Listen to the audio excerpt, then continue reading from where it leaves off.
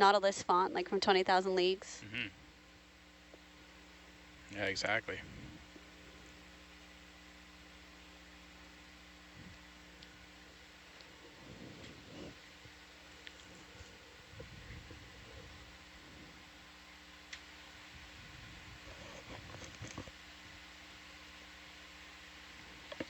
Atlantis comps are a lot more solid these days.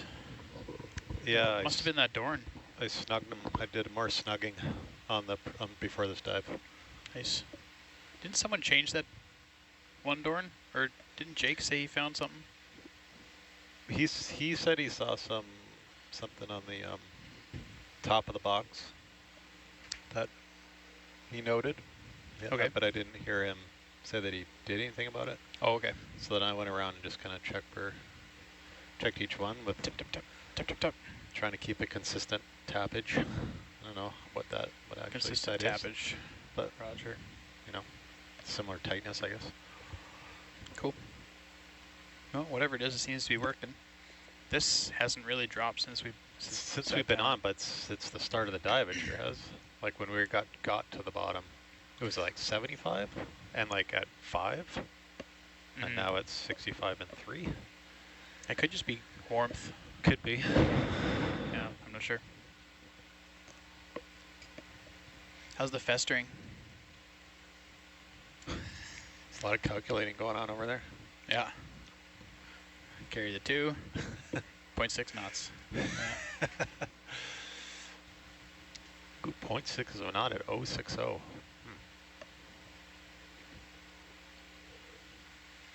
Do we still ever do the track a line, not the ship's heading, like kind of crab over? Is that still standard procedure sometimes? I would love that. Cool. What bearing do you think?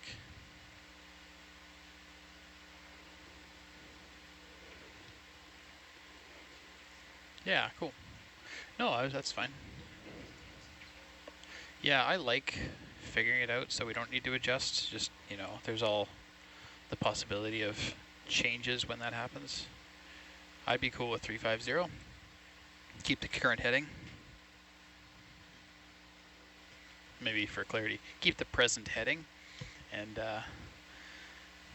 track a line 350. That seems great.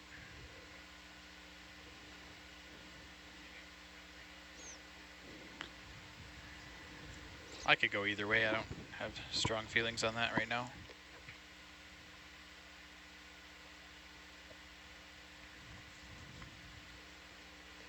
So we have an audience question that might be better for our data engineer, but they are not in the van, so I'm going to try it anyway.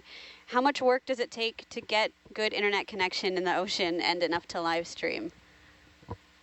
A lot, I think, is the easy answer. We have our own satellite, but yes, we always have a data engineer on board, and it is their job to make sure that the internet is working. And it is not an easy job, and we value them very much.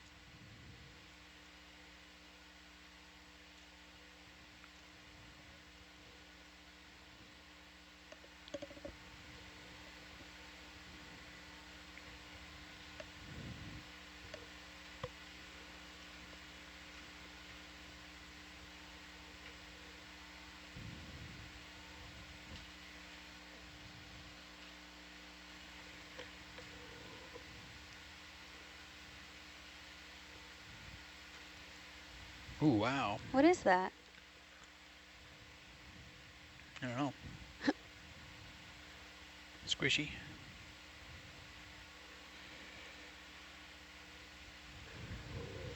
Wow, we got a lot of like zooplankton maybe in the water column right now. I can't tell if that's a critter or like a piece of trash.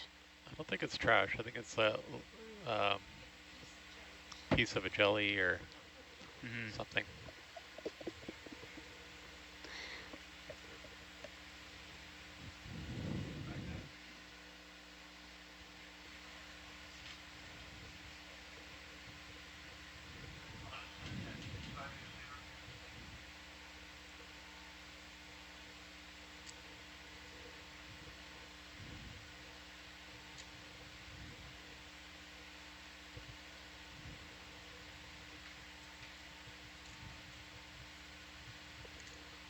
I'm impressed with the just density of critters that we're seeing in the water column.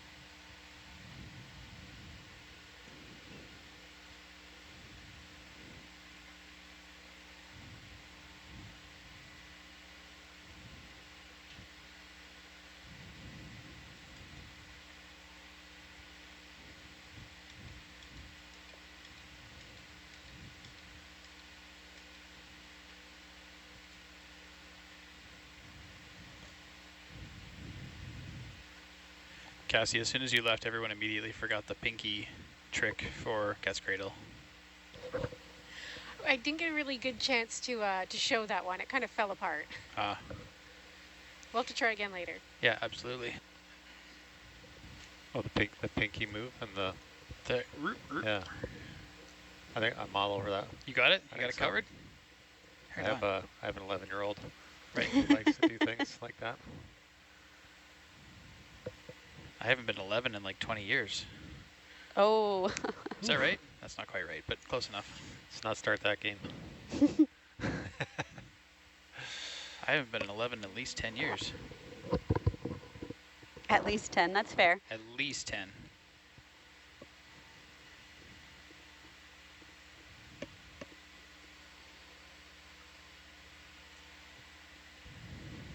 Trevor taught me how to play cribbage last night. Is that Jamie what it's did great. called? Cribbage? It is called cribbage, yeah. Yeah.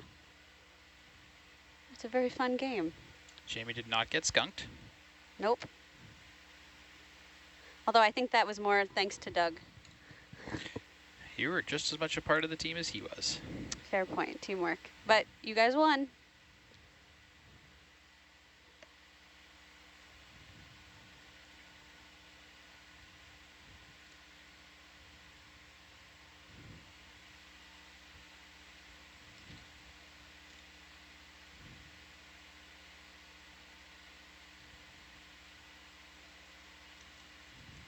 Dirk and I had a stalemate at bugs last night.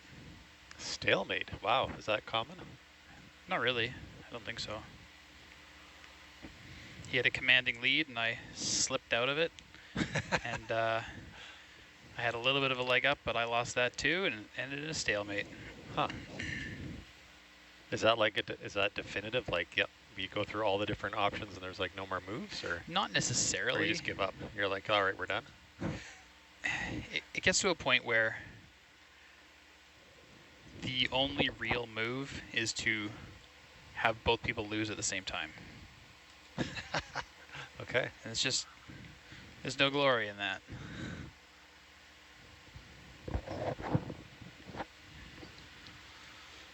We've also been playing a lot of Ecologies card game on board. And the championship is on Wednesday, tomorrow. So I'm a little nervous. I'm excited to be in the champions. The champion of ecology. Yeah, it was very clandestine. You were invited to the championship only if you've won previously, and you were invited by Post-it note. Only if you've won previously. Wow. Yeah. Invite only. Yeah. Wow. Nope. So wait, who won? I failed miserably at that game. Yeah. I stepped away for a moment. So who is the champion? Oh, the championship's tomorrow. Oh, when's Yeah. when's the tournament happening? When we're done diving, That probably. makes I don't know. sense. I'm not sure, but it's gonna be fun. Yeah. Because many some peop- people are pretty ruthless at that game. Oh, by some people, do you mean Brandon? Brandon and Amber, surprisingly. Oh yeah, didn't she like kill off people's planets like multiple times? Oh yeah. Oh. She had some sort of vendetta against Terrible. Doug's Yeah. ecosystem. Yeah, Amber may seem gentle, but I feel like she's vicious inside, in like the best way possible. In the same way that In the Yuko best is. way Yeah. possible. Yeah, like she and Yuko would be the feistiest team, I think.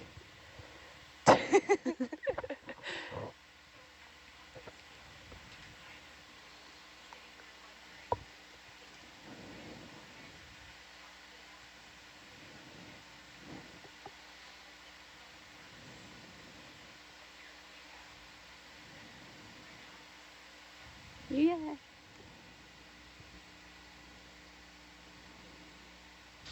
And if you are listening and you're familiar with the Ecologies games, the one we're playing is a little different. It's a newer edition. It's Space. And it was designed in part by our own lead SCF, Brandon Rodriguez, who also works for NASA JPL. So if you like Ecologies, the Earth version, I encourage you to check out the Space version as well.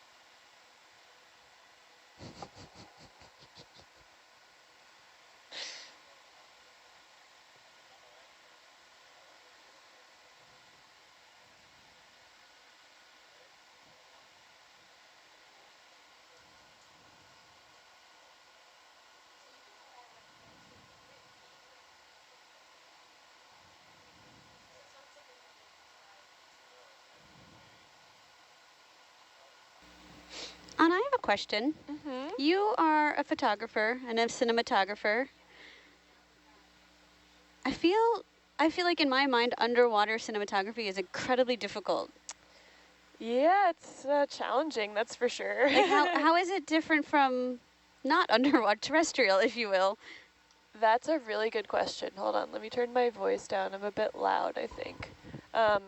Yeah, so basically, water is the main difference in underwater cinematography, but that creates all kinds of challenges. So not only do you have this, you know, um, this medium that light and sound and everything travels differently in it.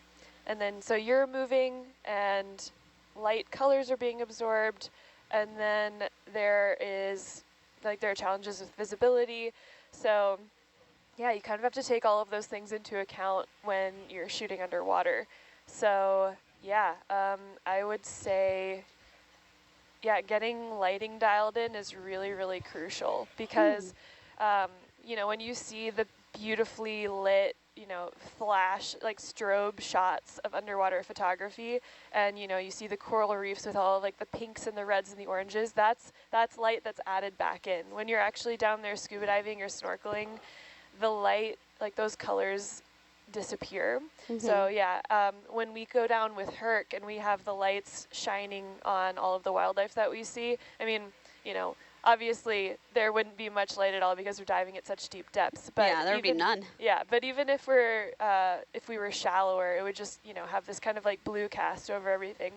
So yeah, it's really important to make sure you get your lighting dialed in. But then at certain times, if there are a lot of particulates in the water, that if you use too much light, it's like driving in a snowstorm with your fog lights on, and or like with your brights on, and so it illuminates everything like right up front, so you can't see as well, and you're illuminating all of the, we call it backscatter. So it's important to figure out what kind of lighting, you know, minimizes backscatter and adds the right amount of light, and so that's definitely an important thing to figure out. And also, being a good diver is pretty crucial too. It's important to, especially if you're shooting something small or something you have to be patient to see, you want to make sure that your buoyancy is good so you're not disturbing whatever the substrate is and, you know, messing up a bunch of, just like getting sediment into the water column. And yeah, you just want to like have control over where you are and the shot that you're getting. So yeah, it's about just, you know, practice makes perfect, as is with everything, just getting in the water as much as possible. So yeah, I guess that's like a brief overview. And I guess we have the same issues when it comes to the cameras on Hercules and Atalanta. You just have to control them remotely. So yeah, so instead of controlling your body, you have really skilled ROV pilots and engineers and navigators and all of these people who are helping us control the position of Hercules in the water. So that's really, really important. And we're very lucky to have such a great team on board to help us get such high quality images. yeah, and that team includes you as a video engineer. Oh, thanks, Jamie. Yeah, we cannot stress enough how what we do is only possible because we have so many people with so many skill sets working together. Yeah, absolutely. Yeah, and then, I mean, you know, on your side, communications is so crucial because people wouldn't know what we were doing if we didn't communicate about it. So, yeah, very grateful for what you do, Jamie. Oh, look at that. It's all love in this control van today. It definitely is. Even if it's just us talking. Well, you know, they're figuring stuff out about what they need to do to get the job done. So, Love it. it's important. But yeah. I secretly want to be an ROV pilot. Yeah? Have you ever hopped on the controls? No. One day. Yeah. I think it could happen. Maybe on the next time I'm out. Yeah.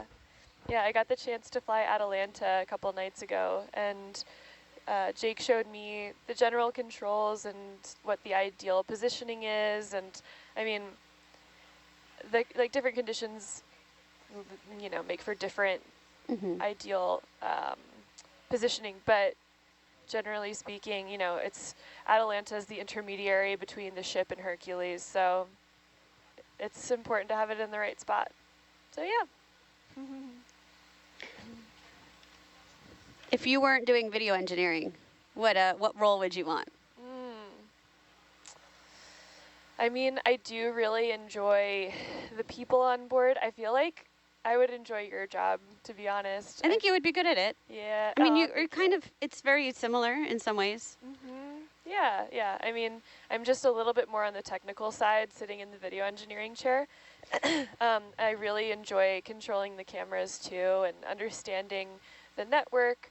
But yeah, I mean, like at the end of the day, I also really love coming out here and getting to talk to people and learning about what everybody does, what everyone's stories are. That's very fascinating to me. And I think it's so important to get those stories out into the world to inspire other people to want to come out here and do this kind of work, or just do work that excites them in some way. That's just so, I mean, you know, we're so lucky to be out here. So it's, I think it's good to share that people have been through all kinds of different trials and tribulations to get into these positions and onto That's this true. ship. And so, yeah. Yeah. What about It's- you, Jamie? What was the? So you you said you'd secretly want to be an ROV pilot. I mean, not secretly, but yeah. Yeah. I honestly think that all the jobs are so cool. I would try my hand at anything.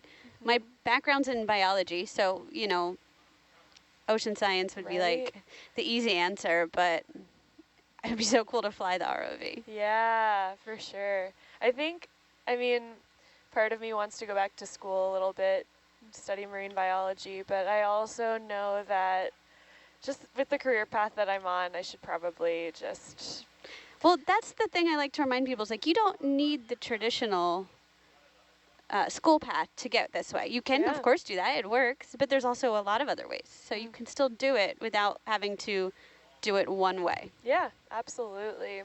Yeah, so, I mean, like my cousin Wes is so great. I adore him.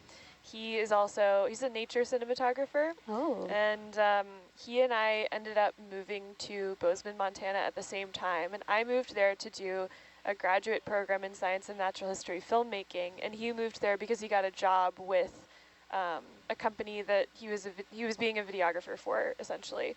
And so we started at the same time in Bozeman. I did this grad program. He started working. And now he just finished up a PBS shoot in the Everglades. And I'm out here. So, I mean, both of us are doing cool stuff. We've progressed in our careers, but we're in totally, I mean, sort of adjacent, but very, very different spots. But we both are excited about the same things. And he actually reached out to me recently because he was like, hey, we're filming something about hellbenders. And, there are these salamanders that you I need love to do. hellbenders. Yeah. And he was like, I need some underwater video tips. And I was like, oh, yeah, I'm happy to help you out. I mean, I was also like, well, why don't you just bring me on? But he was, but yeah, so it was just cool to have him reach out and be able to provide a little bit of insight and some tips. So, yeah. You have a pretty cool family network. You're all just Oh, man. nature photographers. My sister's boyfriend, too. He doesn't shoot as much in nature, but he does film skiers, like professional skiers, and also big concerts, musicians, and he travels all over doing that kind of stuff. And so it's interesting. We've got a lot of family in the film business, but yeah, my family generally is like pretty creative and entrepreneurial, and they're pretty awesome. I love like them. that. Yeah. My mom's a musician, Carolyn Irely, and my dad designs houses, though he's retired, so now he's focusing on making custom pocket knives, which is pretty cute. That is so niche and wonderful. I love them, and I'm happy that they're enjoying themselves.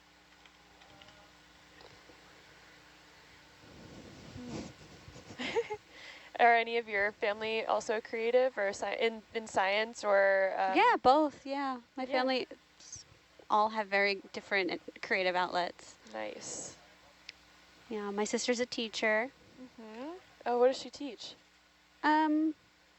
Special education. Oh, wow. Yeah, I don't want to give any too much personal information away because I know she would hate that. Gotcha. Yeah, but and my brother, he's a planner, so he's good at GIS and flying drones and that kind of cool stuff. Wow. I'm always trying to get him to come out here and do like GIS stuff like on the ship, but he's a homebody. Oh, yeah. Well, I feel like there are remote positions where, you could like look at mapping data and, clean that or something. I don't know. Yeah, but life at sea is definitely not for everyone. Oh, yeah. Definitely not. It can be challenging. I think the all or nothing works for me well, because I mean, before doing this kind of work, I was in the film industry, and so, you're on a set for like however long, and that's just everything. That's your life. And then you're not working, and that's it. So it's nice to kind of just, I enjoy that everything is just right here. Like, I mean, on land, it's like, okay, I have to figure out how I'm getting to work and what I'm going to feed myself and how I'm going to cook all the food that I have and da-da-da-da-da. And here it's just like, okay, everything is kind of taken care of. And I can sleep until like 5 minutes before I have to be up here, which is nice. That's true. Yeah. The commute is pretty nice. Yes.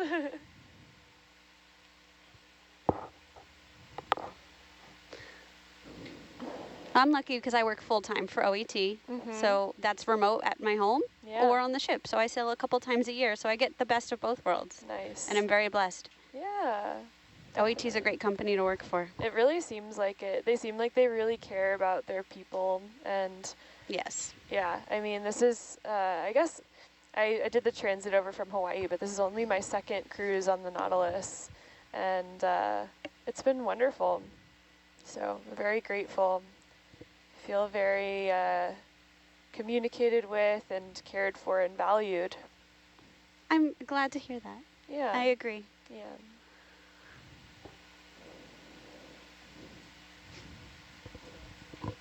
Sure. Well, what are we looking at?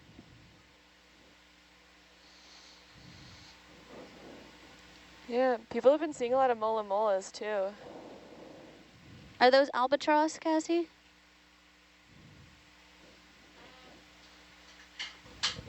Yeah, I think most of what we see at the surface there in the deck cam would be albatross. There might be a couple other things mixed in, but the big ones we see that we can see like at this scale would probably be the black-footed albatross. Cassie's our resident bird expert. I'm not an expert, I just enjoy looking at them. Well, you're very good. Cassie knows the month and year that she became a birder, so... Is that true? It is, yeah. Yeah, May of 2021, I was working from home from my parents' backyard, and I saw a bright yellow bird, and I wanted to know what it I'll was. stop at 5-0. It just snowballed from there. I got love that. binoculars, I got a book, and yeah, it all went. That's a wonderful story.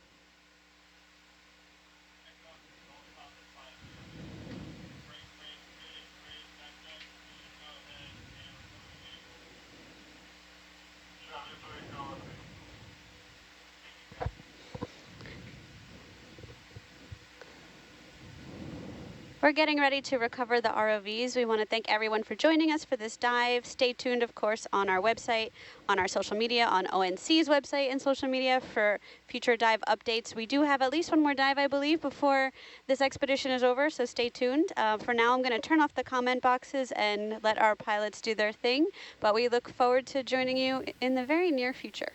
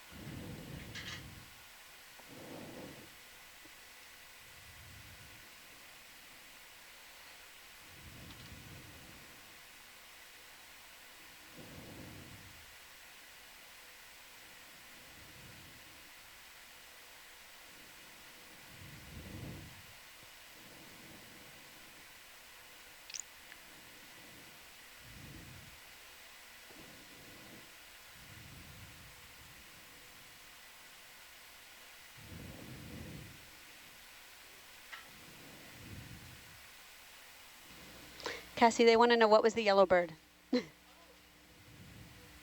The little yellow bird was an American goldfinch Thank you. in his bright breeding colors. Oh, Wait, we saw a goldfinch out here?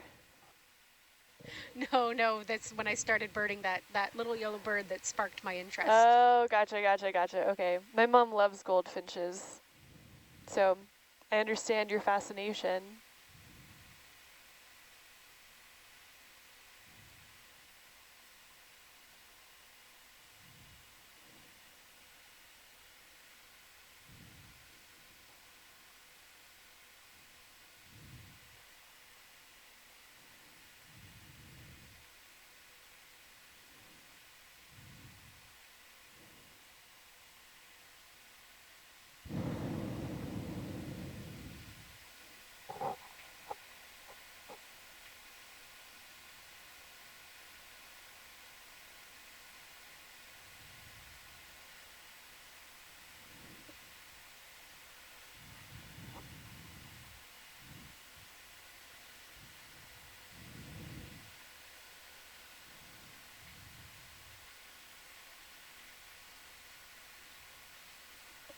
Control deck. I have eyes on Hercules lining up outside our starboard rail. Copy that.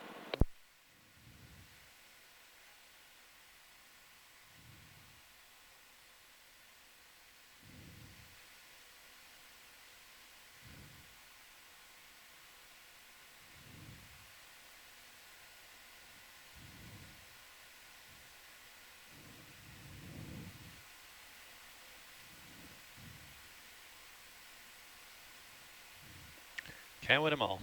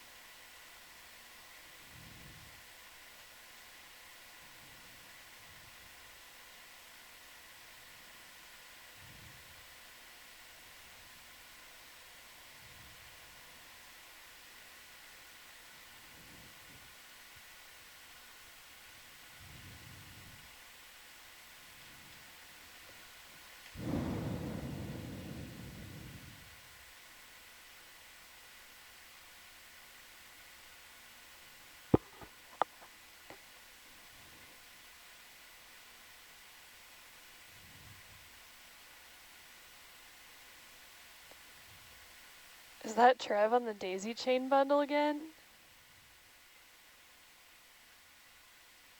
No, I think it's Patrick. I don't know. Pretty sure it's not Trevor. Oh, oh yeah.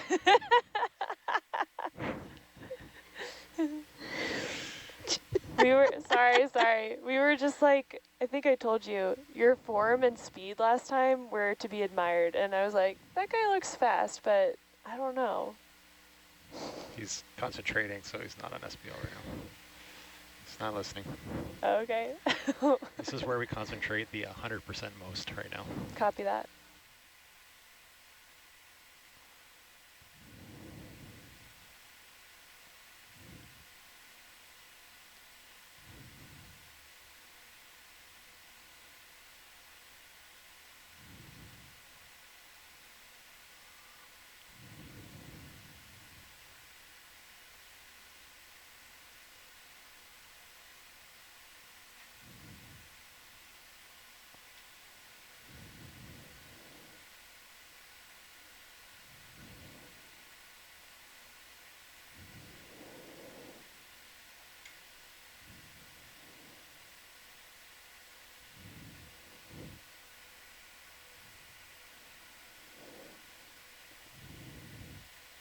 Control back deck. We have Hercules 10 meters from the transom. Roger that. Herc 10 from the transom.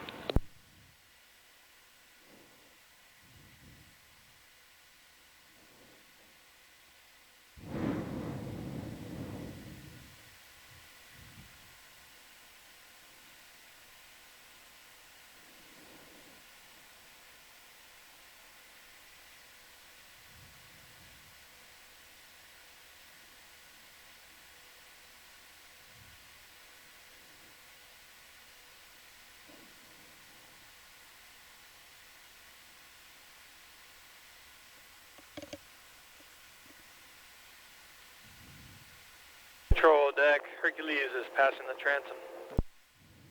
Copy that. Herc past the transom.